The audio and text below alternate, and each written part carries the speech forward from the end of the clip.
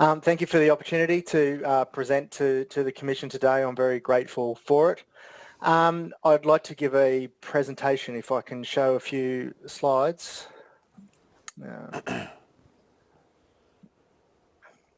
Yep, that's come up now.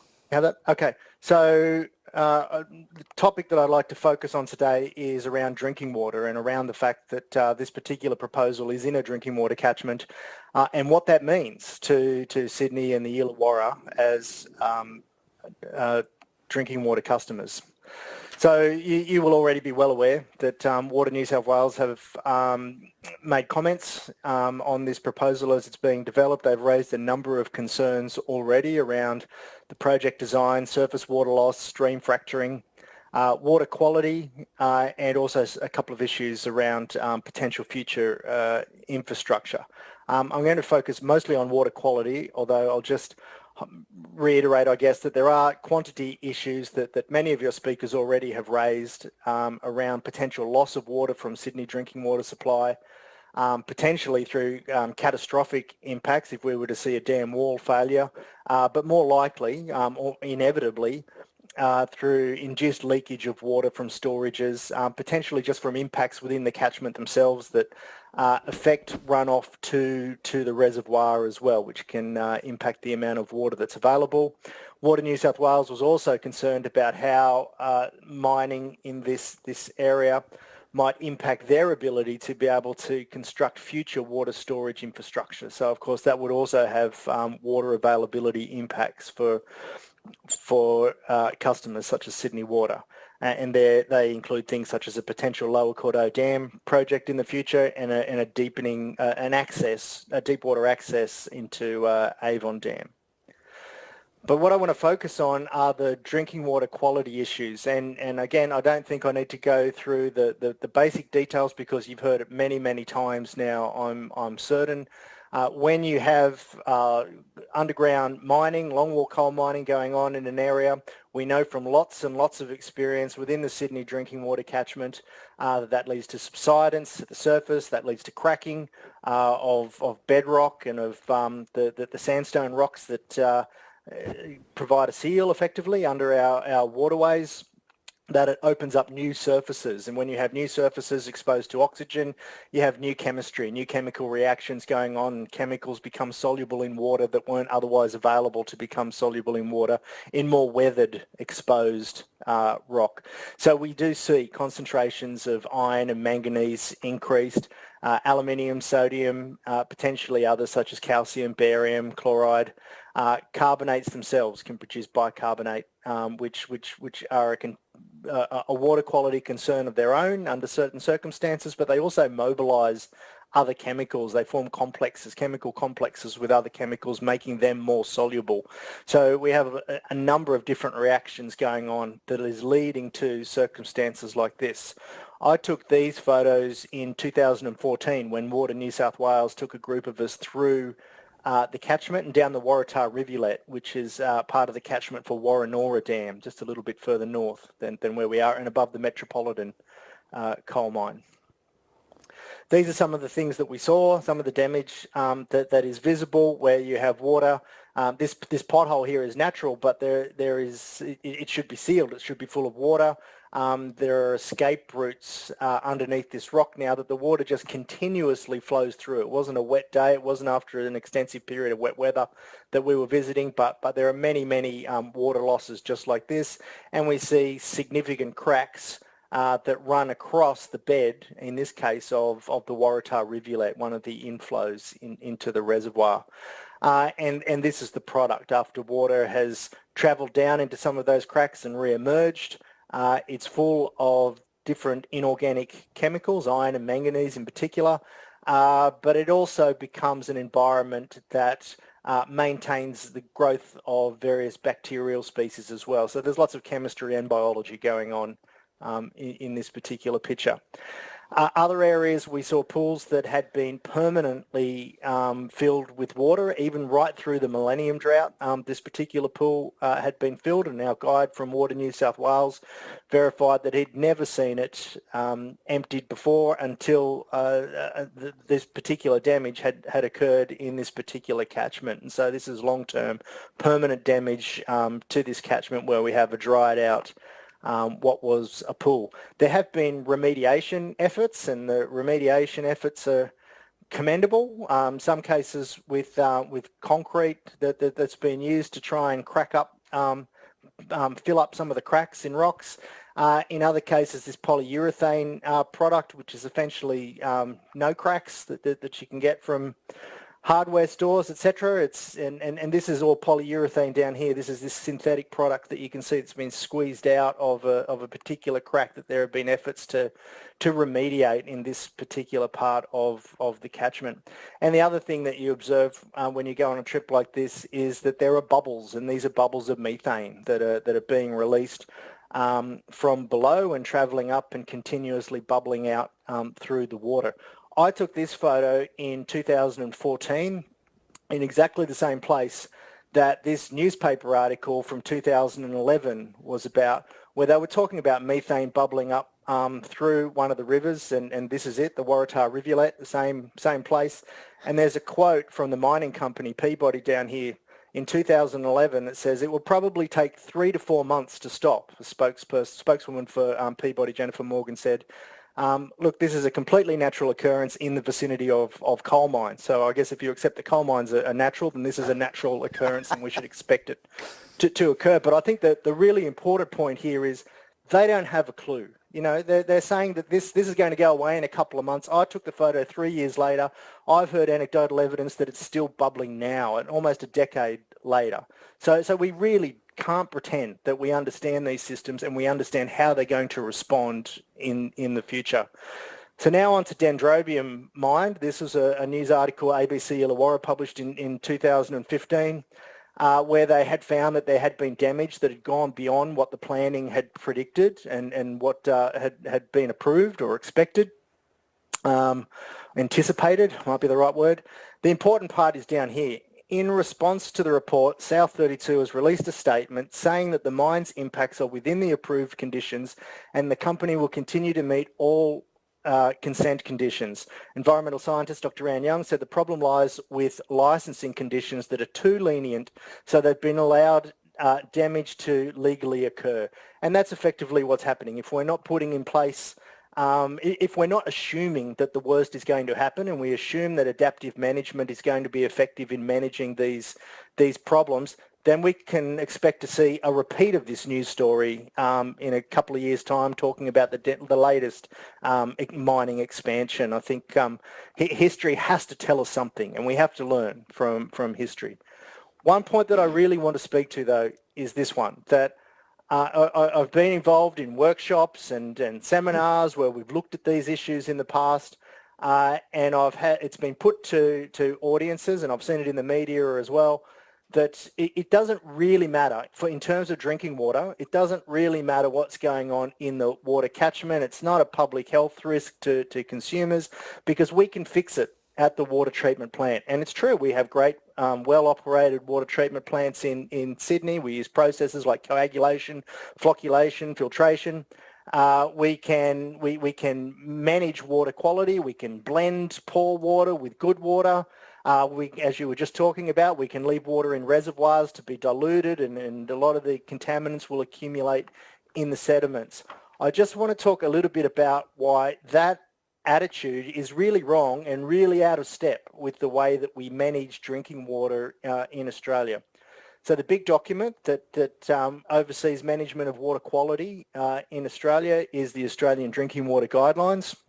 And a quote from the introduction: the Australian Drinking Water Guidelines are intended for use by the Australian communities and all agencies with responsibilities associated with the supply of drinking water, including catchment and water resource managers, drinking water suppliers, water regulators and health authorities.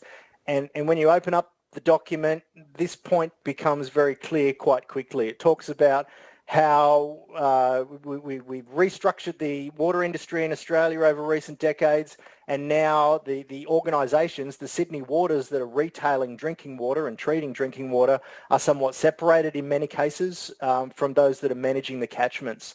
So this point is emphasised that catchment management is part of the framework, part of the responsibility for managing drinking water. And you see this expression repeated over and over again. It's catchment to consumer.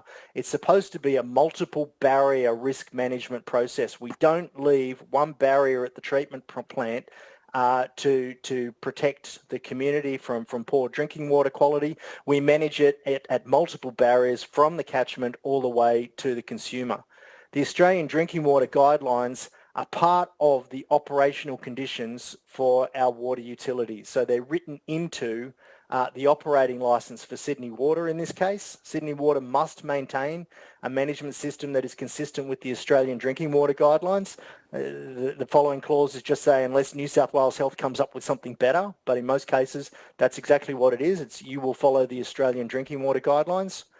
And Water New South Wales also have this requirement written into their operating licence 2017 to 2022.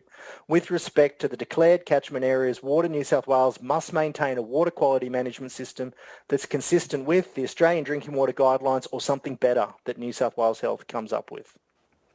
So if we look at what that means, it means we don't just, in the olden days, the Australian Drinking Water Guidelines, we used to have a list of chemical quality contaminants that we had to meet, and the water quality had to be below these numbers.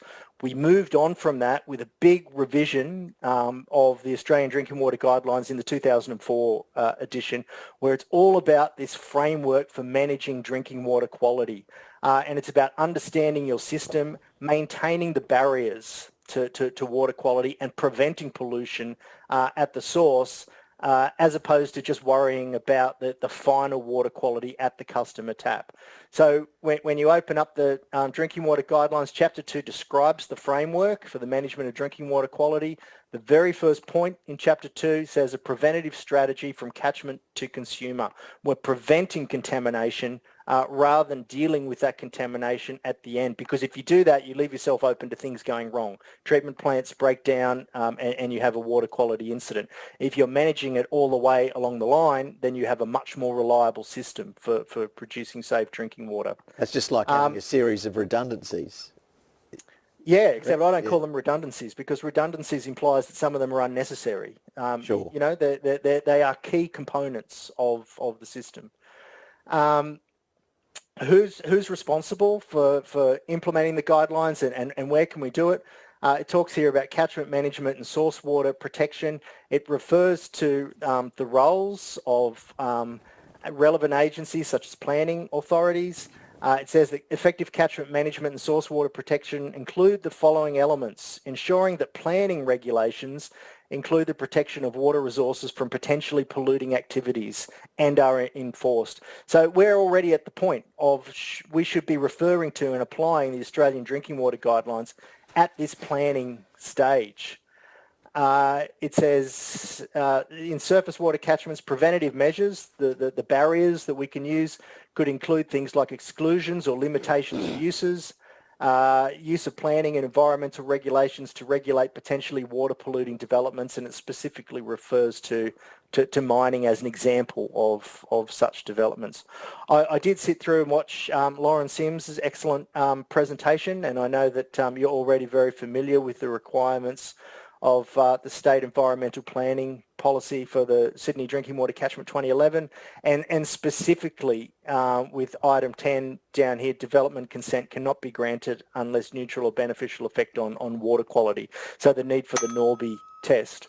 So I won't go through this because you know what the Norby test is. I will point out that that Water New South Wales, back from when they were the Sydney Catchment Authority, have developed guidelines for for understanding or assessing, implementing the Norby test, and I don't think you have to think about it too much to realise that none of these requirements are satisfied for there to be a neutral or beneficial effect on water quality. No identifiable potential impact on water quality. I think we can see from experience that we do have identified potential impacts on water quality, that water quality be contained within the development site and so it won't affect the water course. That's not relevant because we're working in the water course at this point, or that the water could be transferred outside of the water course.